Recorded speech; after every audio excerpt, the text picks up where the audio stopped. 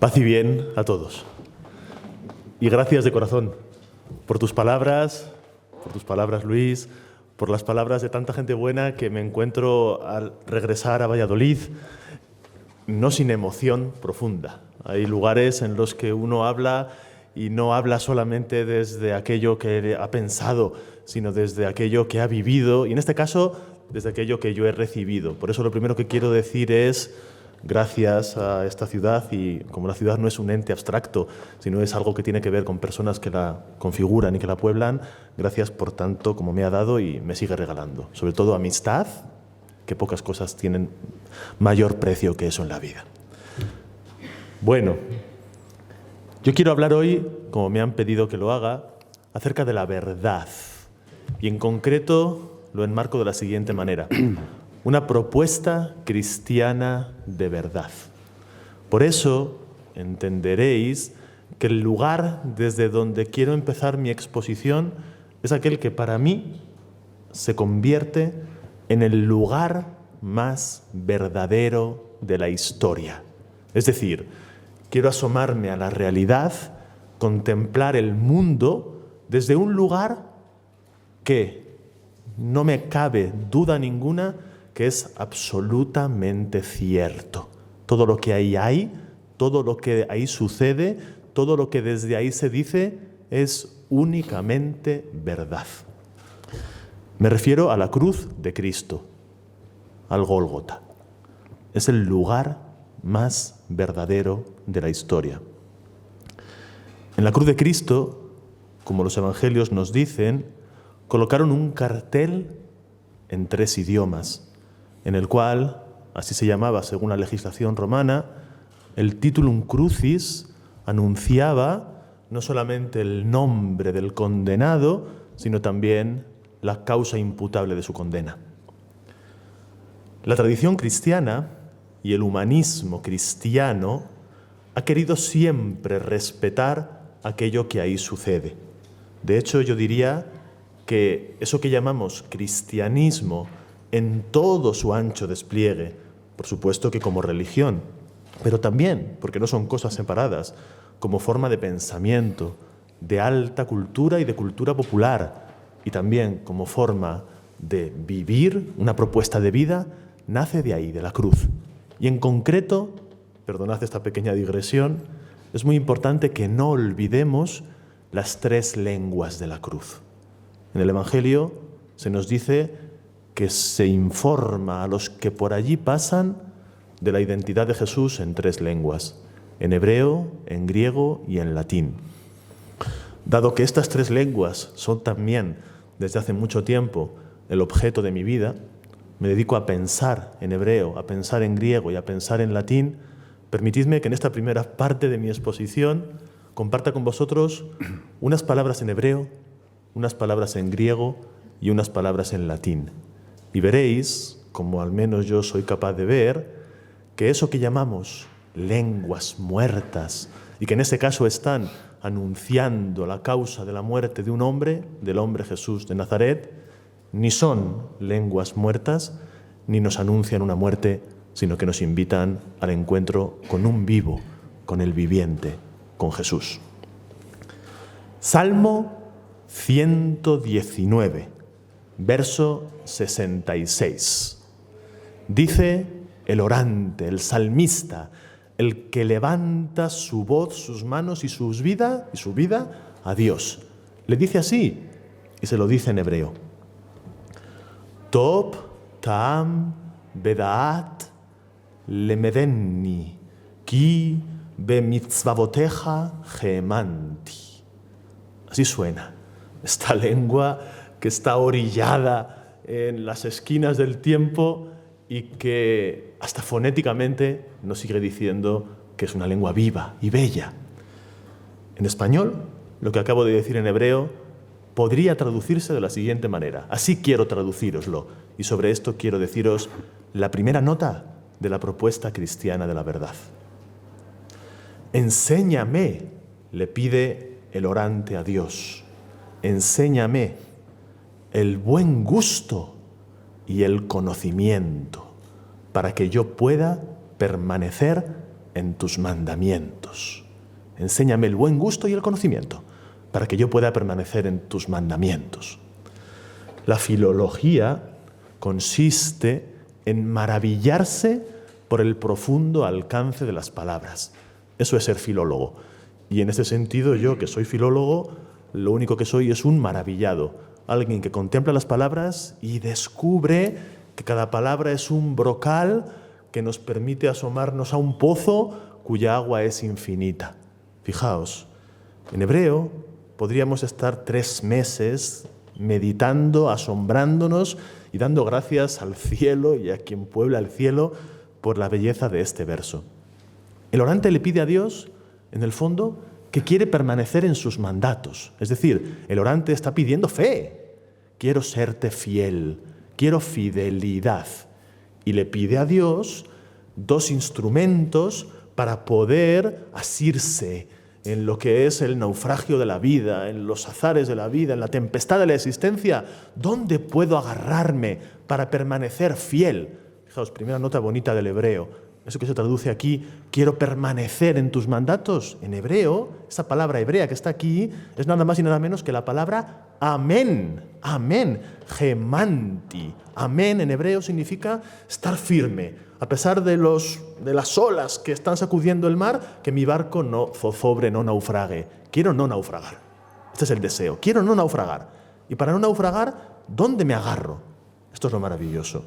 Me agarro, le pido a Dios que me dé conocimiento, da'at en hebreo, es decir, inteligencia, capaz de ver qué es cierto y qué no es cierto, capaz de discernir la jerarquía de las verdades, capaz de decir tranquilamente esto no es cierto y no me lo trago, pero esto es cierto y lo afirmo. Conocimiento. Pero un conocimiento que viene sostenido y apoyado por algo que es profundamente cristiano y profundamente necesario hoy en día, por el buen gusto. Tob, ta'am. 2 minutos para deciros algo maravilloso sobre estas 2 palabras. Tob es aquello que Dios dice en el libro del Génesis, Génesis 1:31, después de haber hecho el mundo. Fijaos, el libro del Génesis, que es plásticamente precioso, está pensado y escrito desde la mentalidad, ¿dónde estamos?, ¿no?, de un escultor, de un pintor, de un arquitecto, de un músico, de un poeta, de un artista. Eso es Dios, según la mentalidad hebrea. Alguien que está trabajando 6 días en su taller y el 7º día ya está la obra hecha, se separa del taller un poco, lo mira y dice, esto está bien, me ha salido bien la obra, es bonito. Y vio Dios que todo era bueno. Decimos solamente la mitad cuando decimos que Dios vio que todo era bueno. Tob significa que todo es bueno y que todo es bello, bondad y belleza. Tob. Ta'am, lo que le está pidiendo aquí el orante a Dios, es aquello que hacemos cada día de nuestra vida cuando masticamos algo y descubrimos el sabor que esa comida tiene. Yo paladeo, y cuando paladeo aquello que tengo aquí, que me permite descubrir que esto es ácido, esto es salado, esto es soso, eso es el ta'ab, las papilas gustativas. Fijaos qué bonito es lo que el orante le está pidiendo a Dios, ¿eh?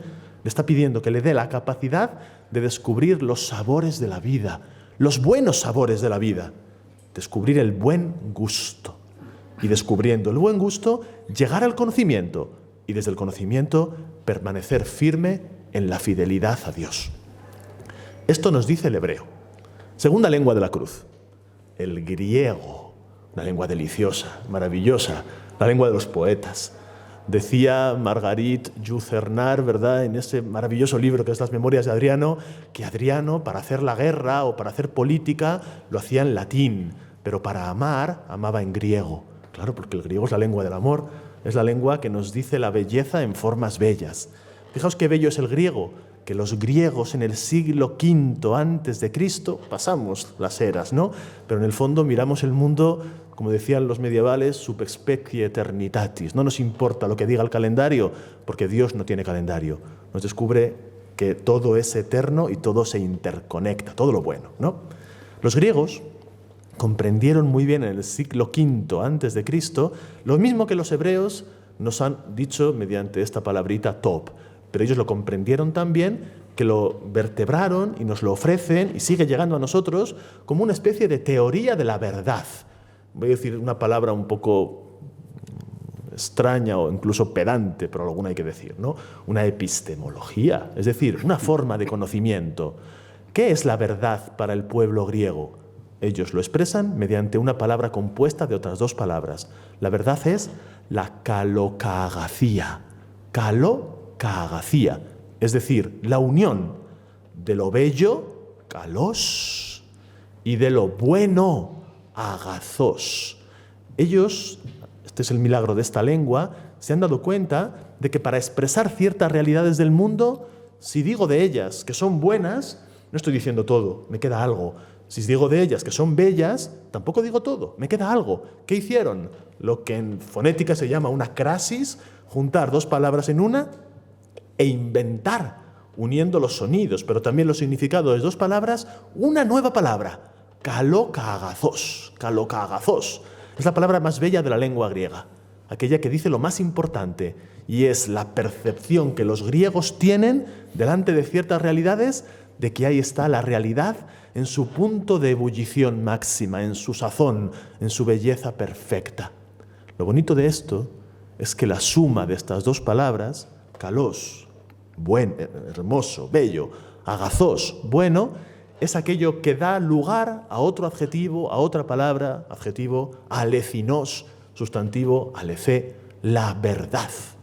¿Qué es la verdad para los griegos? La unión de belleza y de bondad.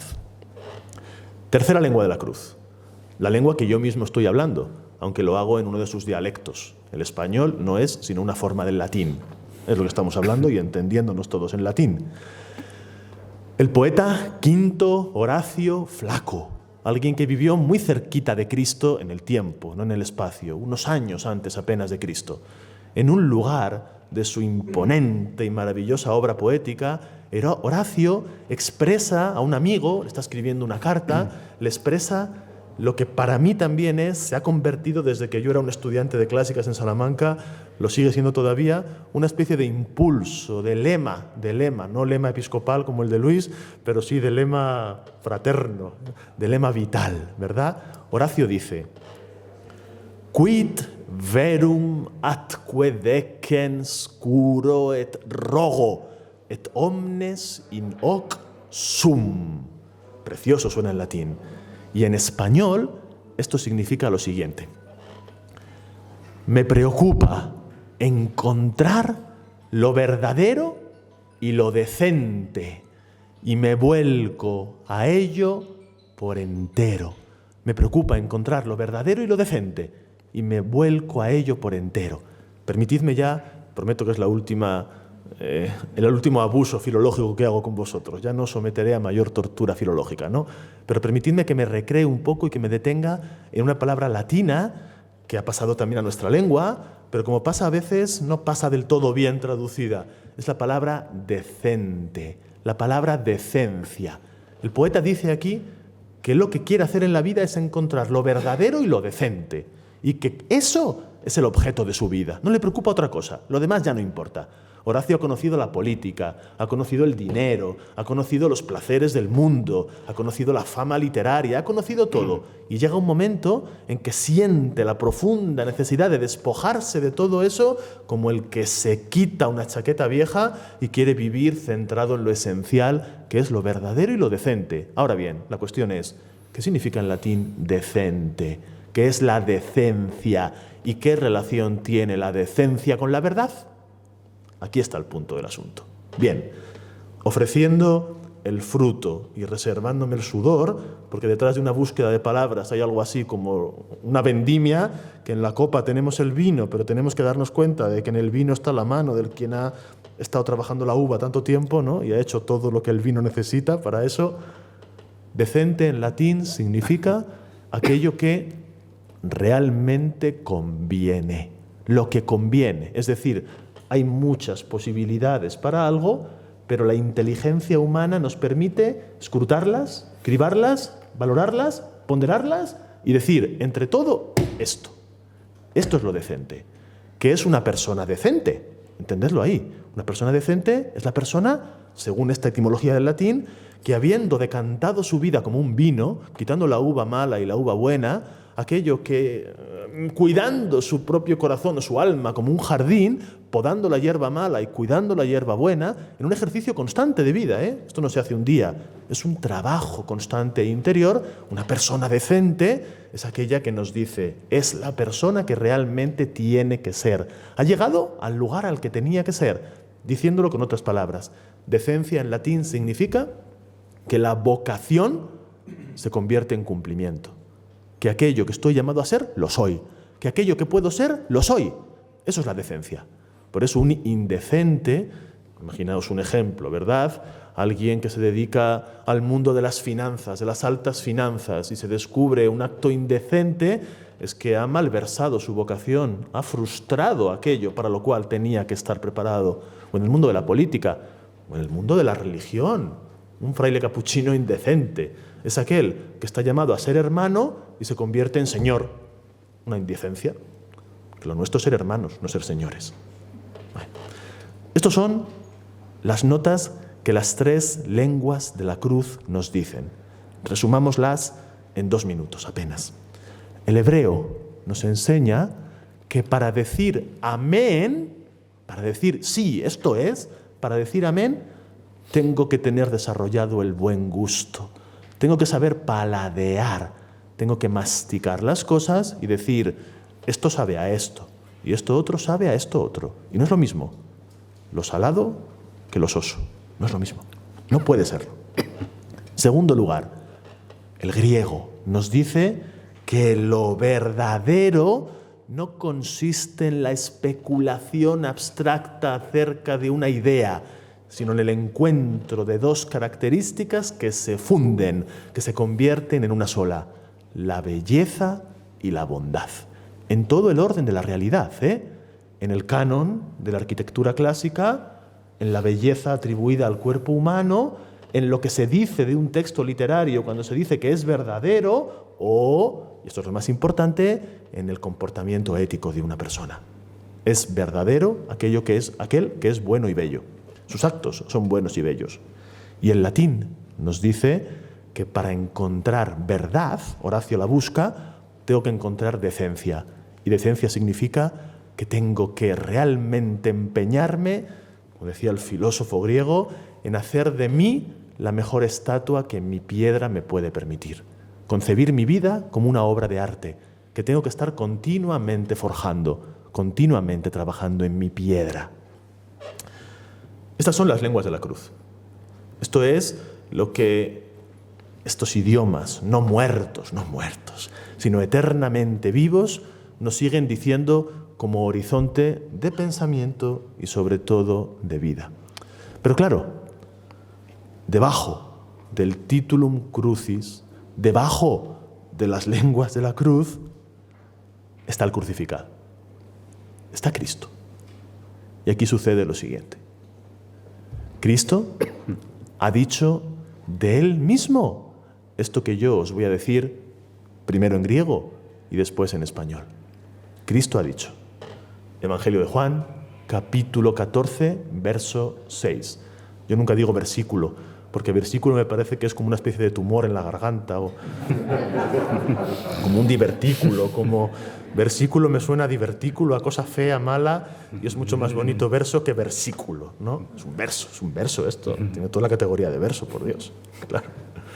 Juan, capítulo 14, verso 6, dice el evangelista, dice Cristo a través de la voz, dice, Ego eimi, jejodos, gealetheia, kai, jetzoe. Qué bien suena el griego. Yo soy el camino, la verdad y la vida. Ego eimi, jejodos, gealetheia, kai, jetzoe.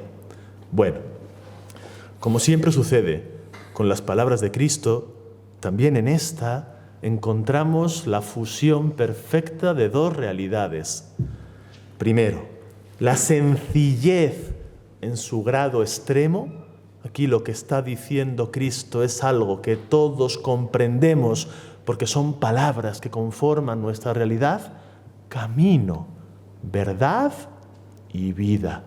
Aquí no hay un intrincado discurso que se compone de un complejo razonamiento que tiene que articularse con... No, por Dios, es decir, sencillez. Primera característica. El Evangelio es esto, profunda, he dicho la segunda, sencillez, y la segunda característica, profundidad. Si nos introducimos en cualquiera de estas palabras, tenemos la oportunidad de experimentar lo mismo que un espeleólogo experimenta cuando se mete en un pequeño agujero que destaca en la tierra y poco a poco se va dando cuenta de que 2 meses después de meterte en el agujero encuentras los bisontes pintados en la cueva de Altamira. Es decir, hay algo muy pequeño y escondido que nos permite encontrar un milagro, una maravilla. Esto es el Evangelio. Por eso el Evangelio conforma nuestra vida. Por eso estamos continuamente leyendo lo mismo, escuchando lo mismo cada domingo, viendo lo mismo cada vez que abrimos ese texto, porque siempre nos está invitando a profundidades que no hemos todavía descubierto. ¿Qué es lo importante de este texto? Todo, ¿no? Pero lo importante, lo destacado y lo que quiero conectar con lo que previamente he dicho a propósito de las lenguas de la cruz es lo siguiente. Según Juan 14:6, según nos dice el crucificado, el verdadero hombre, Jesús, según nos dice Jesús, la verdad cristiana consiste, esto es muy importante, muy básico, muy sencillo, pero muy importante. La verdad cristiana consiste en Cristo. ¿Qué es la verdad? Jesús de Nazaret. Esto es muy importante. La verdad cristiana es una persona, la persona de Jesús de Nazaret. No es una ideología, hacer ideología sobre Jesús de Nazaret. No es una filosofía, hacer especulación teorética sobre Jesús de Nazaret. No es tampoco una vehiculación de un derecho, de unos códigos de comportamiento, de una moral, de una ética. No es eso la verdad cristiana. Eso viene después. Esas son las consecuencias de la verdad cristiana. Pero la verdad cristiana, hoy, en esta preciosa soleada mañana de octubre de Valladolid, o en ese lugar remoto, no sabemos cuál, de Asia Menor, donde se pone por escrito esta frase por primera vez del Evangelio de Juan, la verdad cristiana en Asia Menor, en Valladolid, en el siglo I, en el XXI, sigue siendo lo mismo. Poner los ojos en Jesús de Nazaret y descubrir que Él es la verdad. Pero esto es simplemente, aunque bastante, el agujero que nos permite introducirnos en la cueva. Lo que nos corresponde ahora es introducirnos en la cueva, meternos en la caverna de estas palabras, descubrir la profundidad, la altura de lo profundo. Una palabra que también me gusta siempre explicar en latín, ¿no? Altus, en latín, significa toda la línea de la verticalidad. El Everest es alto, claro que sí, pero la fosa marina es alta también, porque todo lo que va es alto y lo profundo es alto también. Bueno, la altura, la profunda verdad de estas palabras tiene que ver con la formulación que el propio Jesús escoge para decirla. Él dice en el medio que es la verdad. Yo soy el camino, la verdad y la vida.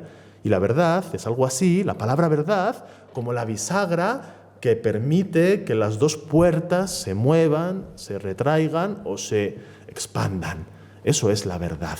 Lo que permite que la puerta que es Jesús se abre y se cierra. Pero tenemos que fijarnos también en las dos puertas, es decir, en las otras dos palabras. ¿Por qué Jesús es camino? Porque Jesús es vida. ¿Y por qué la verdad está en medio? ¿Y qué sentido tiene unir estas tres ideas, estas tres palabras? ¿Qué significa ser camino, verdad y vida? ¿Por qué Jesús no dice solamente yo soy la verdad? En otros lugares lo dice, pero aquí de esta manera clara y explícita Jesús quiere hacer filología. Es un buen filólogo Jesús de Nazaret, ¿cómo no? Y Él nos quiere decir que la verdad solo se comprende bien si comprendo bien qué significa camino, qué significa vida. Bueno, como podéis comprender, y enseguida os daréis cuenta, sobre esta frase, como sucede con tantísimas frases o páginas o momentos del Evangelio, se han escrito tantos ríos de tinta, se ha vertido tanta especulación filológica, exegética, teológica, filosófica, que a veces sucede lo siguiente. Sucede que tenemos un tesoro sepultado por los intérpretes del tesoro. Y entonces tenemos que hacer un ejercicio de verdadera audacia. El Evangelio nos pide siempre audacia. Y a veces nos pide que seamos valientes como para prescindir de determinada historia de la interpretación de estas palabras y nos quedemos con las palabras desnudas frente a nosotros desnudos. Y el Evangelio ahí nos da cosas, nos dice cosas.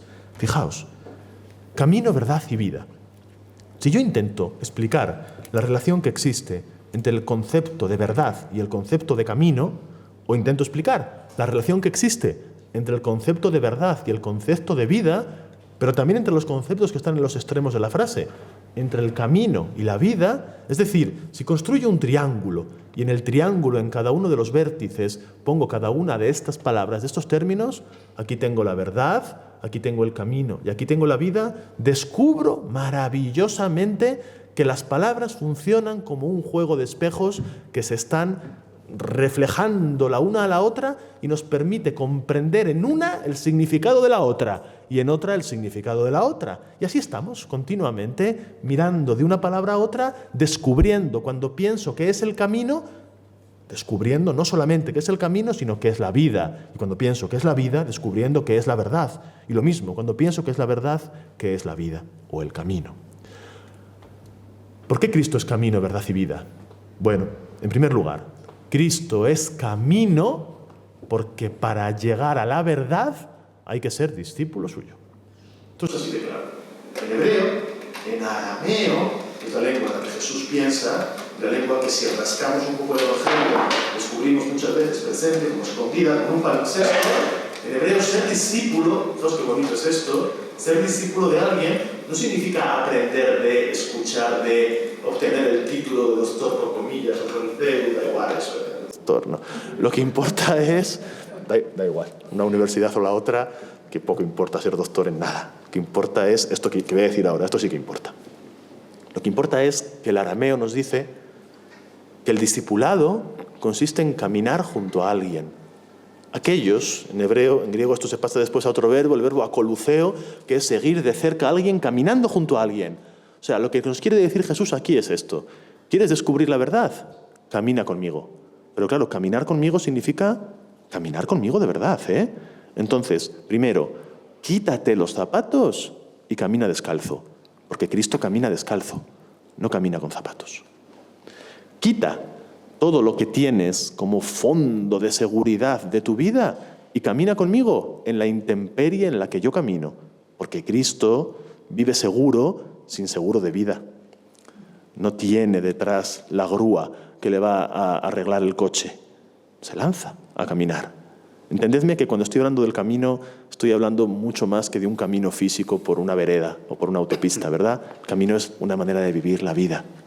Cristo nos está diciendo, dice en el siglo I y nos dice a nosotros también, que si queremos llegar a la verdad y de verdad optamos por caminar con Él, tenemos que caminar también en lugares semejantes por los que Cristo caminó.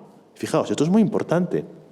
Cristo no caminó solamente con aquellos que pensaban como Él, que vivían como Él, que concebían la existencia como Él. Cristo muchas veces nos dice el Evangelio que atraviesa fronteras, cruza el otro lado del lago, que es una manera poética y simbólica de decirnos que se encuentra de lleno con mentalidades totalmente opuestas a lo que él concibe como la vida. La Decápolis, por ejemplo, ¿verdad? Lugares donde Cristo camina por las calles de Jerusalén. Fijaos, un domingo camina aplaudido y un viernes, un jueves, un viernes, camina esposado y dirigiéndose al patíbulo, en las calles de la misma ciudad. Esto significa caminar con Cristo, ¿eh? Caminar con Cristo significa caminar con Cristo hacia el lugar hacia el que Cristo siempre nos dirige. Esto es espeluznante decirlo, pero yo tengo la obligación de decirlo. Caminar con Cristo es caminar hacia el Gólgota. Es ir una noche desde Getsemaní, pasando el torrente Cedrón, hasta el Gólgota. Eso es caminar con Cristo. Si comprendemos la profunda relación que existe entonces entre caminar con Cristo y encontrar la verdad, descubrimos que decir que la verdad es una persona, y es Jesús de Nazaret, significa que solo alcanzamos la verdad cuando alcanzamos a esta persona. Y para alcanzar a esta persona solo lo podemos hacer, esto es el punto central de esta propuesta cristiana de verdad, si nos convencemos y vivimos entusiasmados queriendo vivir como Jesús vive. La regla y vida de los hermanos menores es esta: vivir el Evangelio de nuestro Señor Jesucristo en obediencia, sin propio y en castidad. Así empieza la regla de San Francisco de Asís, aquella que yo he profesado, esa que marca el horizonte de mi vida. Para mí este es el camino de Cristo. Yo soy un fraile, claro. Esto no significa que todos tengamos que formular con estas exactas palabras el camino de nuestra vida, pero en el fondo no estamos muy lejos de estas palabras, cualquiera de nosotros que queramos vivir como Jesús ha vivido la vida. Vivir en obediencia, lo cual significa que opto por no hacer de mí el último referente de mis pasos. Obedecer teológicamente significa escuchar a Dios a través de aquello que Dios me ofrece como instrumentos preferentes de vehículo de su voz. Obedecer a mi provincial, en este caso, obedecer al obispo, pero también obedecer a mi madre, claro, y obedecer a mi hermano, y obedecer al pobre, cuando con su grito me está diciendo que me detenga ante él. Obedecer al pobre. El pobre nos exige obediencia, nos exige escucha atentísima, nos exige modificación de nuestros pasos. Obedecer a la belleza. Si yo paso por este patio, por estas hojas iluminadas por esa luz, y lo hago mirando la porquería que la pantalla del teléfono me ofrece, en vez de la belleza que Dios me regala en esos colores, estoy siendo un desobediente, porque no miro lo que tengo que mirar, porque no soy top, porque no soy verdadero ni bueno, porque me distraigo, me equivoco. Pero tengo que mirar eso, no esto. Camino. Vida. Claro, qué palabra. Fijaos. Otro secreto de la lengua griega. Jesús dice que Él es Zoe. Qué bien suena esta palabra, ¿eh? Hay una palabra y un nombre propio que es Zoe, ¿verdad? Esta palabra. Las chicas que se llaman Zoe se llaman vida. Es Zoe. Zoe. La zoología es esto, claro. Hay dos palabras en griego para nombrar la vida. Una es la palabra bios, la biología, lo biológico. Muy hermosa. Mucho más hermosa es esta. Zoe. Porque Zoe significa e implica la anterior. Es decir, ¿qué es esta vida que Jesús identifica consigo mismo? Es una vida biológica. Hay células, hay cosas, sí, todo eso hay. Pero hay algo más que eso. Hay lo que los griegos muy hermosamente han intuido y nos regalan. Y es la comprensión profunda de que somos un cuerpo, unas cosas, unos mecanismos. Hay aquí tantos médicos que os estoy viendo y que conozco que me da vergüenza decir estas cosas. Lucía, Chusa, Agus, que estáis por ahí. Bueno, en fin, vosotros también, Mónica. Perdonadme la falta de lenguaje que tengo para esto, ¿no? Pero intuyo estas cosas, ¿por dónde van? Somos más que lo que Lucía ve en el microscopio. Somos más que eso. Eso es bio. Pero Jesús nos dice, sí, soy eso. Pero soy otra cosa. Somos otra cosa. ¿Y qué somos? Lo que Jesús de Nazaret nos enseña también cuando caminamos con Él. Somos aquellos capaces de maravillarnos por el pájaro y por el lirio. Capaz de descubrir en una florecita de nada una belleza que rebasa la belleza de Salomón. Somos capaces de descubrir que todo lo bio depende de algo que es superior a sí mismo. Que por mucho que hagamos investigación celular, y tenemos que hacerla, por supuesto que sí, no te mando al paro, Lucía, por mucho que examinemos todas estas cosas, hay algo de nosotros que ningún microscopio va a ver, ninguna analítica va a reflejar y ningún intelectual, qué palabra horrible intelectual, y ningún intelectual va a explicarnos en teoría ninguna. Somos algo inaprensible, somos lo que el teólogo franciscano Juan Duns Scoto llama una última soledad.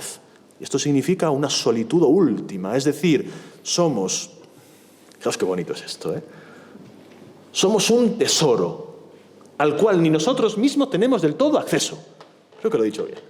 O sea, dentro de mí hay un sagrario, pero yo no tengo la llave. Y no la tengo porque yo no puedo profanarme a mí mismo. Porque eso que decimos, dignidad humana, es muy superior a lo que yo haga incluso. Hay algo, por eso nadie puede matar a nadie. Claro. Porque ¿cómo vas a matar un tesoro que no te pertenece? Que no le pertenece ni al que tiene dentro ese tesoro. No podemos hacer eso. Y no podemos tampoco odiar, porque cuando odiamos, ¿qué estamos haciendo? Pensad qué cosa seria es esta, ¿eh? Estamos odiando al que ves, pero al que dentro de él está y no ves, que es Dios. O sea, por eso es radical la propuesta cristiana también en este sentido. Somos un tesoro. Leonard Cohen, el poeta Cohen, el músico Cohen, The Book of Mercy, en el libro de la misericordia, es un salmista que en el siglo XX vuelve a escribir el Salterio y le dice a Dios: dame un escudo de soledad para que no pueda olvidarte. Precioso eso. Un escudo de soledad para que no pueda olvidarte. Claro, eso es la última solitud de Escoto. Eso es la Zoé, que Cristo nos dice que es Él. O sea, ¿qué nos está diciendo Cristo? Que Cristo es la verdad. ¿Por qué? Porque es aquel que nos enseña el camino a vivir, a recorrer las cosas, a levantarme el lunes y enfocar el trabajo de una manera determinada, a enfocar un problema familiar de una manera determinada, a discernir un planteamiento político de una manera determinada, a ver al pobre y su miseria de una manera determinada, todo lo que, la belleza, todo lo que la vida nos permite encarar. Camino concreto, se verifica palpándolo, estando al lado. Pero también nos dice que es Zoé, es decir, es el escudo de soledad de Cohen, es la última solitud de Escoto, es aquello que está dentro de mí y que me dice que yo tengo un valor incalculable que yo mismo nunca podré tasar ni enajenar. ¿Por qué no me pertenece? Porque no es mío, porque no soy el artífice del tesoro que yo soy. El eslabón último en esta cadena que quiero poner en vuestras manos como una pulsera para que tengáis cuando lo miréis qué es para mí la verdad cristiana, tiene que ver, y perdonadme que haga corporativismo, no es corporativismo, no voy a hablar de comillas, no. Voy a hablar de algo que para mí es mucho más importante que el lugar donde trabajo.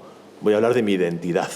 Voy a hablar de San Francisco de Asís, del cual cada vez estoy más profundamente enamorado. San Francisco de Asís. Fijaos, el lunes fue San Francisco y siempre me pasa esto, me levanto el día de San Francisco con una alegría infantil semejante al que tienen los niños el día de Reyes. Ese día la luz es distinta y todo me permite y me hace estar alegre. ¿Cuánto amo a San Francisco? Cada vez más. Y el regalo mayor de mi vida es ser franciscano, lo más bonito de mi vida. Bueno, San Francisco de Asís, fijaos, y esto no lo hago solamente por corporativismo, sino porque estoy convencido de que lo que voy a decir es pertinente, es decente. No lo estoy yo haciendo de una manera... San Francisco de Asís fue conocido ya en vida, y sobre todo después de vivir, fue conocido como el Alter Christus, otro Cristo. Uno semejante a Cristo, significa Alter Christus, ¿no? Aquí es San Francisco y la gente decía, estoy viendo a Cristo, estoy viendo a uno que es como Cristo, a uno que vive como Cristo.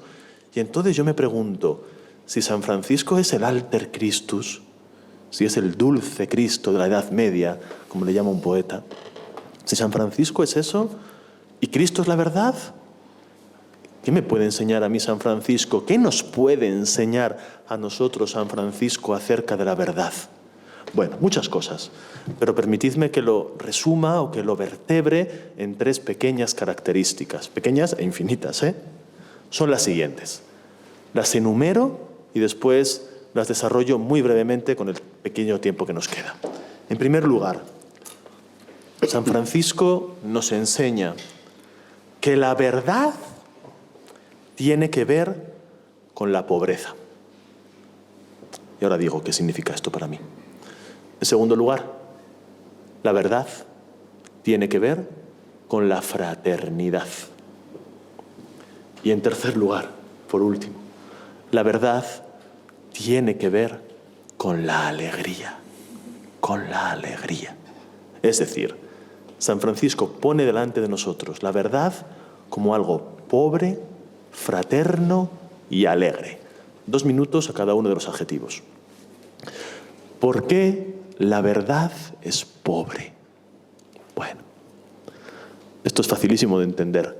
Porque todos, aunque no hayamos vivido la experiencia que San Francisco de Asís vivió en su vida, estamos en un mundo muy semejante al que San Francisco de Asís vivió y protagonizó también.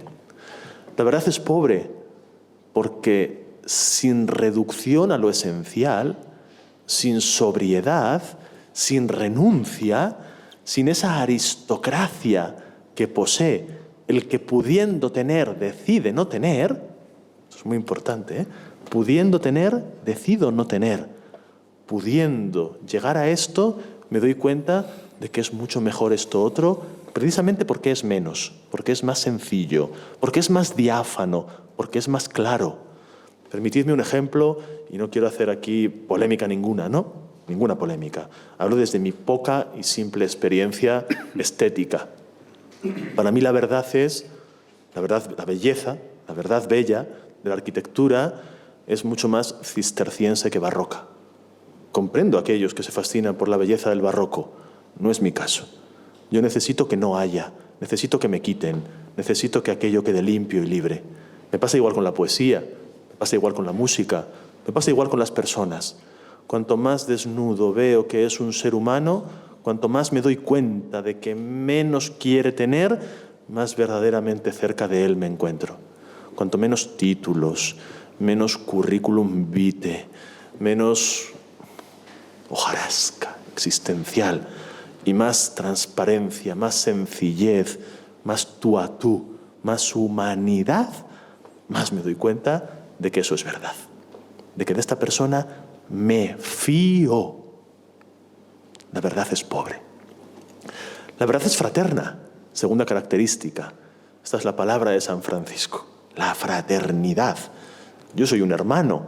A mí cuando me presentan en las charlas o en los sitios está muy bien y lo agradezco profundamente porque siempre demuestra la generosidad con la que las personas te miran y te ven, ¿verdad? Pero lo único que se tendría que decir de mí es que soy el hermano Víctor. Y ya está. Todo lo demás no importa un pimiento. El hermano Víctor. Ya está. Es la brújula que quiere que oriente el norte de mi vida. El hermano Víctor. Teniendo esto presente, la verdad es fraterna porque sin fraternidad no hay verdad. Es decir, si mi vida no está continuamente en relación con tu vida, si no hago el intento cotidiano de desprenderme de mi ombligo como un yugo, de mis preocupaciones, de mis problemas, de mis ansias, de mis proyectos, de mi familia, solo de los míos, los míos, los míos, los míos. Y me doy cuenta de que no existe, de que Cristo nos enseña a pedir el pan nuestro, no el mío, el nuestro. Y nos lo enseña a pedir cada día. Cristo no nos dice que pidamos graneros donde guardar el pan para mí. Cristo nos enseña a pedir pan hoy para mí y para ti. Hoy. ¿Y mañana qué? Otra vez lo mismo. ¿Y por qué hay que hacerlo hoy y mañana? Entre otras cosas por lo siguiente, porque si hoy lo hago y ya lo hago para un mes, mañana yo ya me olvido de ti. Yo no tengo que verte. Pero si mañana tengo que verte otra vez para juntos pedir el pan, entonces somos hermanos. Entonces somos hermanos. La precariedad, esa pobreza, nos une, nos enlaza, nos vincula y nos convierte en hermanos. Y eso es cierto, eso es verdad, esa es la verdad. Y en tercer lugar, la verdad es alegre. Alegre. Y enseguida comprenderéis por qué. Estoy desde hace un par de meses escribiendo un libro, voy tardísimo, como voy en todo lo que hago, los escribo en el tren, yo qué sé, hago lo que puedo, ¿no? Las cosas luego salen como salen también, pero lo intento y lo hago con alegría. Estoy escribiendo un libro sobre la tristeza, me lo han encargado, un libro sobre la tristeza. Y como yo, como veis, no sé pensar, sino es pensando palabras, pues lo primero que hice fue sumergirme en las lenguas, en los idiomas que conozco, que hablo, que leo, e investigar un poco la etimología de la tristeza. ¿Cómo se dice triste en inglés, en francés, en alemán? No solamente con las palabras, sino con los modismos, ¿no? Las maneras que cada lengua tiene de decir las cosas. Bueno, una cosa muy sencilla, pero un descubrimiento que para mí ha sido recientemente un acontecimiento, es descubrir, nunca había caído yo en esto, ¿no?, que la palabra que en inglés usamos para hablar de estar triste, el adjetivo triste, sad, es latín puro, eso no es inglés. Como tantas palabras, no es sajón, es latín. Como tantas palabras del inglés tienen más que ver con el latín que con el alto sajón, ¿no? Y en este caso, sad, sadness, sad, es satis, satis, el adjetivo latino satis, que por una evolución fonética y conceptual pasa al inglés como sat. Claro, ¿por qué? ¿Qué relación hay entre sat y satis? ¿Y qué tiene que ver esto con la alegría y con la verdad? 2 minutos lo explico, menos, fijaos. Satis en latín significa 2 cosas. En primera instancia significa suficiente, suficiente, es decir, yo tengo la copa así, y alguien, el camarero, viene con la botella de vino, quiere llenar la copa, y yo en latín, porque estamos en latín, le digo satis est, suficiente, no quiero más. Satis significa suficiente. Pero también significa otra cosa. Imaginaos que yo tengo la copa a rebosar, estoy lleno de agua, y digo satis, ya no significa suficiente, significa demasiado. En esta copa hay demasiada agua, más de lo que la copa puede contener. ¿Qué tiene que ver la palabra demasiado con la palabra triste? ¿Por qué en inglés triste se dice sad? Bueno, porque han intuido estos sajones, estos vikingos primitivos, intuyeron una cosa preciosa y muy bonita. Comprendieron que suficiente está bien, pero demasiado es horrible. Y cuando tengo demasiado, o aspiro demasiado, o pienso demasiado, o estoy demasiado, la palabra demasiado siempre es mala. ¿Y te lleva? ¿A qué te lleva? A la tristeza. Te lleva a la tristeza. El demasiado, eso te lleva a la tristeza. Te derrumba. De tal manera, y eso sucede, ¿no?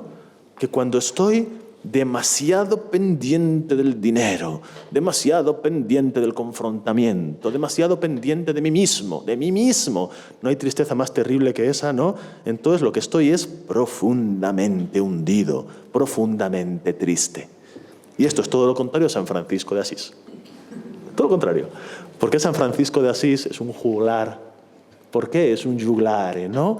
¿Por qué coge 2 palos del monte y los convierte en un violín? ¿Por qué mira a la luna y la llama hermana? Porque dice, y nunca dejo de maravillarme cada vez que pronuncio estas palabras, que sobre la acqua è casta e fratello fuoco è forte. ¿Por qué dice esto? ¿Por qué descubre esta belleza de las cosas? Porque es un hombre alegre, porque ha dejado el demasiado y ha optado por Cristo pobre y desnudo. Esta es la manera en la que los franciscanos hablamos de Cristo. Cristo pobre y desnudo. Desnudo muere Cristo, ¿eh? No muere con oropeles, no muere con Armanis, no muere vestido de gala, muere desnudo, diciéndonos, esta herida, esta verdad crucificada, este amor muerto en el madero, esto soy yo. Y este es el camino, la verdad y la vida. Y esta es la verdad cristiana en el siglo XXI también. A mí no corresponde, y no me lo habéis pedido, por lo menos yo no lo he entendido así, y aunque me lo hubierais pedido, yo no sería capaz de hacerlo, yo valgo solamente para esto y valgo poco. Para estos versos, para estas palabras, para estas iluminaciones, para estas bellezas.